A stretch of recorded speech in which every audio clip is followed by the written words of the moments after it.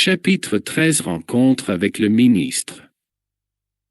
Mon état s'améliorant, je sentis le besoin de m'activer et de travailler.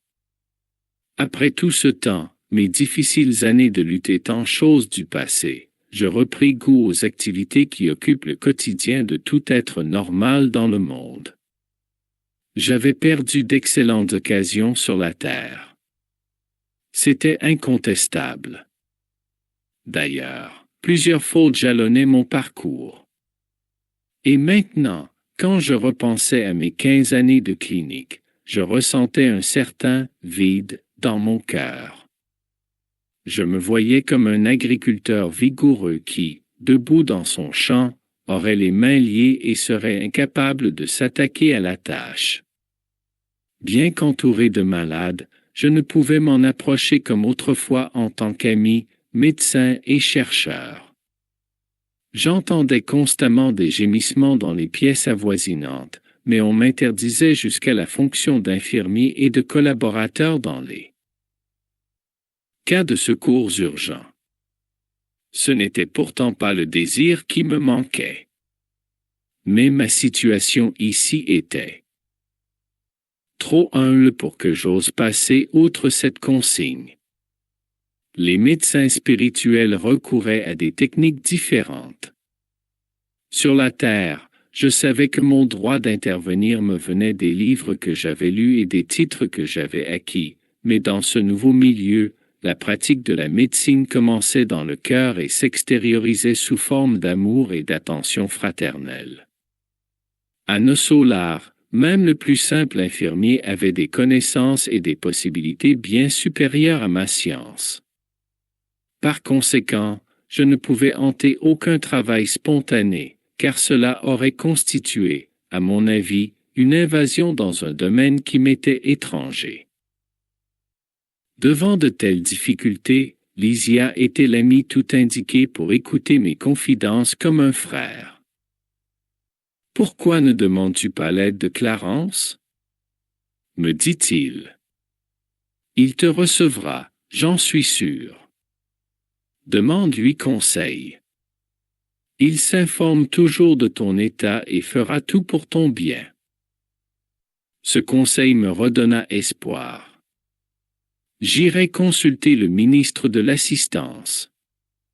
J'entrepris donc les démarches nécessaires et fus informé que le généreux bienfaiteur ne pourrait me recevoir que le matin suivant, dans son bureau. J'attendis impatiemment le moment prévu. Le jour venu, très tôt, je me rendis au lieu indiqué.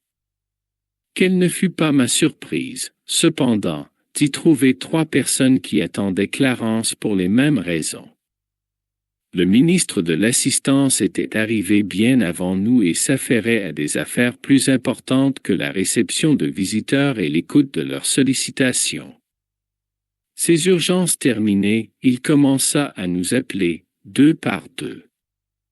Je m'étonnai de cette façon de faire, mais j'appris cependant plus tard qu'il utilisait cette méthode pour que les avis qu'il donnait à une personne puissent aussi servir à une autre, ce qui lui permettait également de donner suite aux affaires d'ordre général de façon plus profitable et en gagnant du temps. Après plusieurs minutes, ce fut mon tour. J'entrai dans le bureau en compagnie d'une dame âgée qui serait entendue en premier lieu par ordre de préséance. Le ministre nous reçut, cordial, nous laissant tout le loisir de nous exprimer. Noble Clarence, entama la compagne inconnue, je viens demander vos bons offices en faveur de mes 2 fils. Je ne pouvais déjà plus tolérer tant de regrets et l'on m'a informé qu'ils sont tous les 2 épuisés et accablés d'infortune dans le milieu terrestre. Je reconnais que les desseins du Père sont justes et empreints d'amour, mais je suis une mère. Je ne peux me soustraire au poids de l'angoisse. Et la pauvre femme fondit en pleurs. Le ministre lui adressa un regard fraternel tout en conservant intacte son énergie personnelle et lui répondit avec bonté. « Mais si ma sœur reconnaît que les desseins du Père sont justes et saints, Que puis-je faire? Je souhaitais que vous me concédiez les moyens de les protéger moi-même sur le plan terrestre. Ah! Mon ami, lui répondit affectueusement le bienfaiteur, ce n'est que dans un esprit d'humilité et de travail qu'il nous est possible de protéger quelqu'un. Que penserais-tu d'un père terrestre qui, souhaitant aider ses enfants, les maintiendrait dans la quiétude absolue du foyer? Le Père a fait du service et de la coopération des lois que nul ne peut transgresser sans se porter préjudice. Ne le sais-tu pas en ton fort intérieur? Combien d'heures bonus peux-tu présenter à l'appui de ta requête? 304, répondit-elle, hésitante. N'est-ce pas malheureux?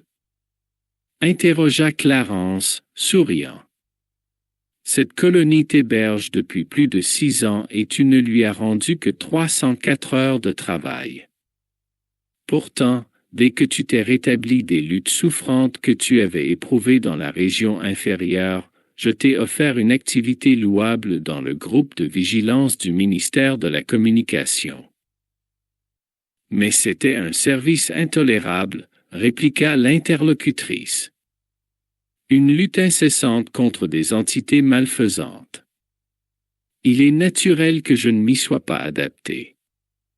Clarence poursuivit, imperturbable. Ensuite, je t'ai trouvé une place parmi les frères du soutien, chargés de tâches de régénération. C'était encore pire, s'exclama la dame. Ces locaux étaient pleins de gens immondes, d'injures, d'indécence, de misère. Conscient de tes difficultés, précisa le ministre, je t'ai envoyé coopérer à l'infirmerie des perturbés.